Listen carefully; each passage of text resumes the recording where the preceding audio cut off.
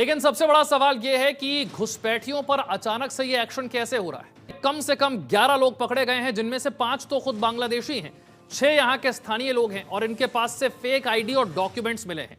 अवैध रूप से बांग्लादेश से भारत में दाखिल आने होने वाले और दिल्ली तक पहुंचने वाले लोगों को ये जो गैंग है, ये फर्जी आधार कार्ड, फर्जी पासपोर्ट और फर्जी वोटर कार्ड बनाकर दे रहा था। अब सवाल यह है कि दिल्ली में घुसपैठिए हैं कितने, और घुसपैठियों का अगर दिल्ली पहुंच पाना संभव हो गया तो इसके लिए जिम्मेदार कौन है? केंद्र सरकार, दिल्ली की पुलिस या दिल्ली की सरकार? ये अगर फर्जी वोटर कार्ड बनवा पा रहे हैं, वोट कर पा रहे हैं, तो आखिर यह संभव कैसे हो पा रहा है? और क्या यह मुद्दा सिर्फ दिल्ली के लिए है जो दिल्ली चुनाव से पहले उठा है? क्या बाकी पूरे देश में घुसपैठिए नहीं है? इसी पर करेंगे चर्चा। राजनीतिक विश्लेषक तनुज दीक्षित और तनुज जी के पास चलेंगे और समझेंगे कि घुसपैठियों का मुद्दा दिल्ली के लिए कितना सीरियस मुद्दा है और क्या चुनाव में इस पर वोट पड़ सकता है। चर्चा दिल्ली में घुसपैठियों को लेकर हो रही है। क्या वाकई ये घुसपैठिए आम आदमी पार्टी के वोटर हैं? तनुज जी, क्या वाकई दिल्ली के वोटर के लिए मुद्दा है बांग्लादेशी घुसपैठिए? आज मुद्दा ये है कि दिल्ली में स्टेशन के आसपास जो हल्के तबके के होटल्स हैं, वहां के कर्मचारियों को अगर देखेंगे तो कहीं ना कहीं आप समझेंगे कि बांग्लादेशी घुसपैठिए भारत में ही, राजधानी में ही नहीं और भी अन्य राज्यों में भी इस तरीके से अपने फैर और घुसपैठ को जमा चुके हैं। सवाल ये है कि आज चुनाव के समय में ही क्यों ये कार्रवाइयों का दौर जारी है। ये एक ऐसा प्रोसेस होना चाहिए विशाल जी, जिसे निरंतर रूप से हर राज्य को लगातार करने की आवश्यकता है और उस पर एक टीम बना करके मॉनिटरिंग की भी आवश्यकता है।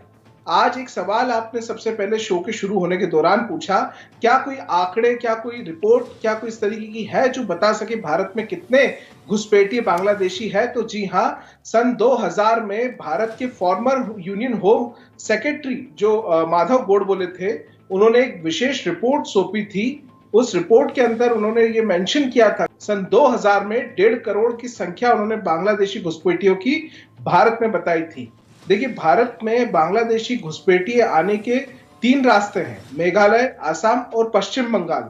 तो निश्चित रूप से सीमा के लिए भी सुरक्षा को लेकर के हमेशा सवाल उठते आ रहे हैं। इलीगल माइग्रेशन फ्रॉम बांग्लादेश, एक किताब बीबी कुमार की, उसमें भी इसको लेकर के चिन्हित और उल्लेखित किया हुआ है।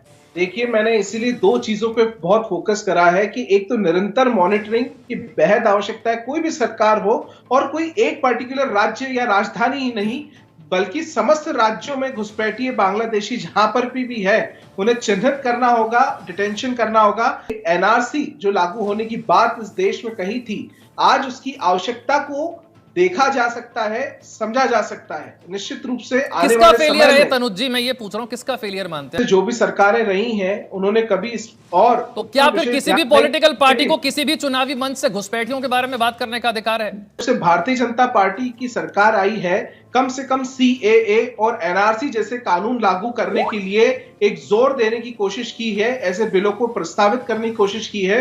वो कहीं ना कहीं विरोध और इसके चलते कई सारी चीजों में ऐसे अवरोध आते हैं। मुझे नहीं पता आज तक एनआरसी का ड्राफ्ट क्यों नहीं बना, वो एनआरसी की तैयारी जो हो रही थी वो क्यों नहीं हुई, उसे जमीन पर क्यों नहीं उतारा गया। तनुज जी, अगर मैं 2016 में केंद्रीय मंत्री किरण रिजिजू के संसद वाले आंकड़े को सच ही मान लूं कि 2 करोड़ हैं करीब अनुमानित, वो आंकड़ा भी 8 साल पुराना हो गया। उन 2 करोड़ में से क्या 2 लाख भी चिन्हित किए, तो उसमें से क्या 20,000 भी वापस भेजे? तो एक रिपोर्ट में यह भी बताया गया है कि प्रति वर्ष 3 लाख के आसपास सन 2000 तक हर साल बांग्लादेशी घुसपैठिए आते रहे हैं भारत में।